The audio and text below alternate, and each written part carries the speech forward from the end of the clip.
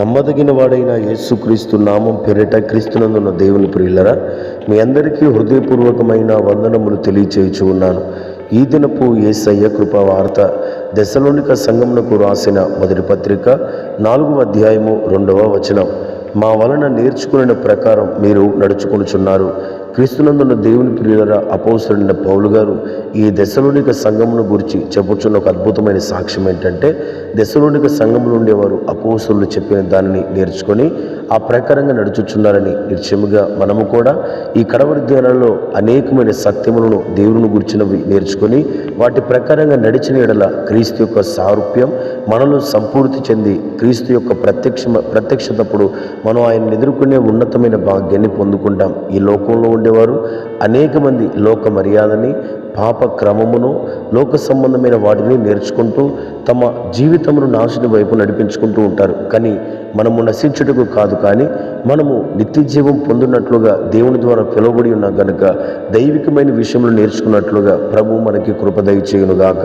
ప్రియులారా, ఈ రోజున మన ఉపదేశం నేర్చుకున్నట ఏం నేర్చుకోవాలి? ఆత్మీయులుగా అనగా మొట్టమొదటిగా ద్వితీయోపదేశకాండంలో రాయబడిన మాట, నీ దేవుడిని యెహోవాకు నీవు భయపడినట్లుగా నేర్చుకునము అంటున్నాడు. ప్రియులారా, యోసేపు దేవునికి భయపడినట్లుగా, అబ్రహాము గారు దేవునికి భయపడినట్లుగా, ఇస్సాకు దేవునికి భయపడినట్లుగా, ఎంతోమంది పరిశుద్ధులు దేవునికి భయపడినట్లుగా మనం చూస్తూ ఉన్నాం.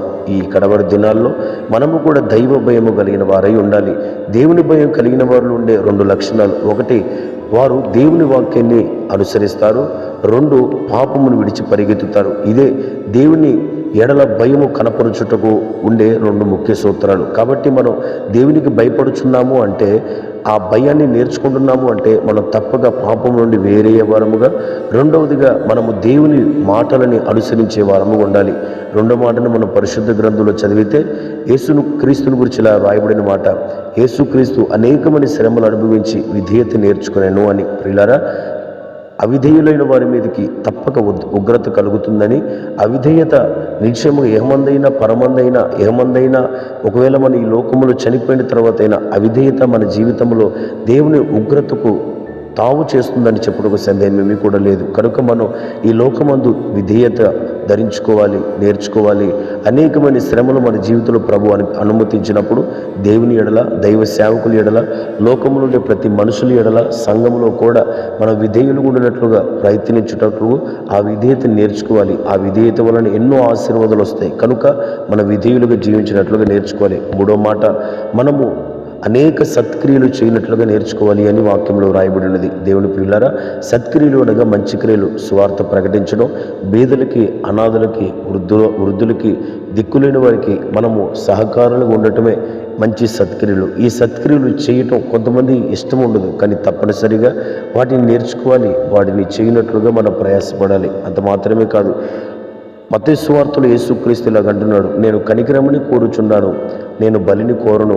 ఆ వాక్య భావమును మీరు నేర్చుకోండి అంటున్నాడు. దేవుని ప్రియులారా, చాలామంది వాక్యాన్ని వింటారు, వాక్యాన్ని చదువుతారు, అయితే ఆ వాక్యంలో ఉండే భావాన్ని గ్రహించక, ఆ వాక్యంలో ఉండే భావాన్ని అనుసరించుకోకుండా ఉంటారు. కానీ మనం తప్పనిసరిగా వాక్యాన్ని వినాలి, వాక్యాన్ని చదవాలి. క్రీస్తు యేసు యొక్క మనసు వాక్య రూపంగా ప్రత్యక్షమవుతుండగా ఆ వాక్యంలో ఉండే భావం ఎట్టిదో, దాని లోతెంతో, దాని ఎత్తెంతో, దాని వెడల్పెంతో తెలుసుకొని ఆ వాక్య భావం ప్రకారం జీవించినట్లుగా ప్రయాసపడాలి. అంత మాత్రమే కాదు, ఇంకొక మాటను మనం పరిశుద్ధ గ్రంథంలో చదివితే వాక్యంలో ఇలా రాయబడింది, ప్రతి మనిషి ప్రత్యుపకారం చేయునట్లుగా నేర్చుకోవాలి అని. ప్రియులారా, ఎవరెవరైతే మనకు ఉపకారం చేస్తున్నారు నిశ్చయముగా వారందరి ఎడల ప్రత్యుపకారం చేయనట్లుగా మనం నేర్చుకోవాలి. దావీదు తన జీవితంలో ఉండే గొప్ప లక్షణం ఏంటో తెలుసా?